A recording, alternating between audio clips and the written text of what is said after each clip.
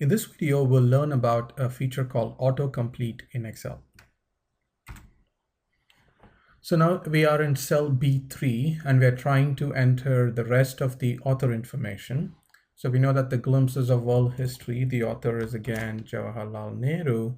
And as soon as I type J, you see that Excel is trying to tell me something here. It says Jawaharlal Nehru.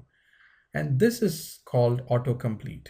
And this is a feature that Excel has where it actually looks at the previous entries in this column and then tells us that, oh, maybe you're trying to enter Jawaharlal Nehru because I'm seeing Jawaharlal Nehru in this column already.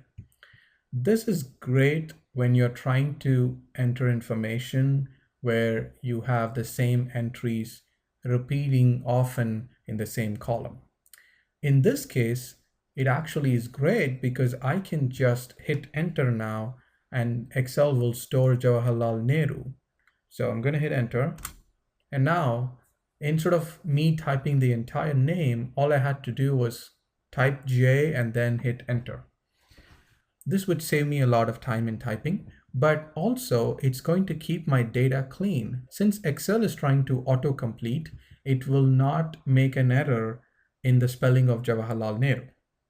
So this is great for me, but you have to be very careful about this feature.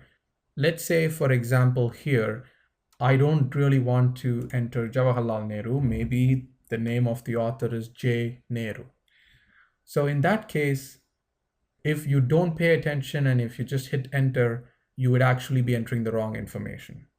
So let's see how we can overcome or override the autocomplete feature.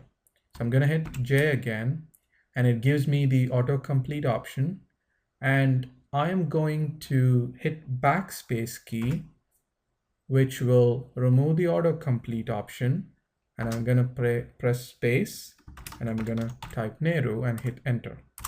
So now Excel let me type in something else that starts with J, right?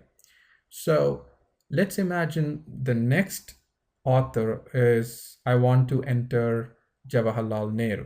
I know it's not, but just to illustrate the point, let's say I want to enter Jawaharlal Nehru. As soon as I type J, now Excel does not give me any autocomplete options.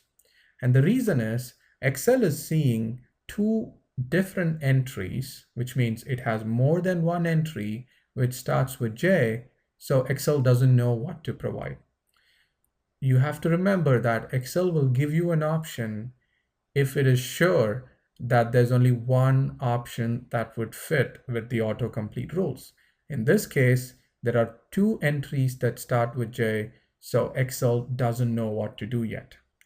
As soon as I type A, now Excel knows that there's only one value here in this column so far, which starts with JA. So it automatically tells me this is my option. And if I press enter now, I will accept this option.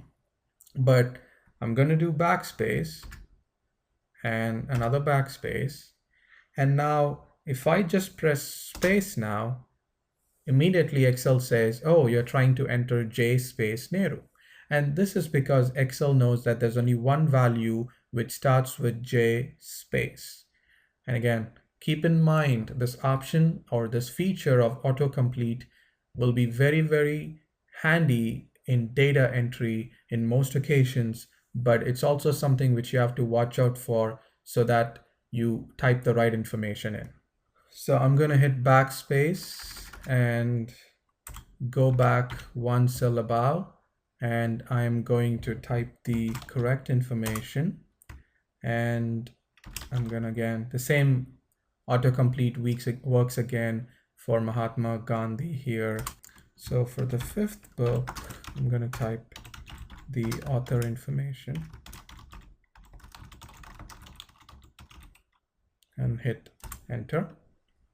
And now that we are done with the author names for all the 5 books, we're going to now continue entering more data into this products table that we are trying to build here.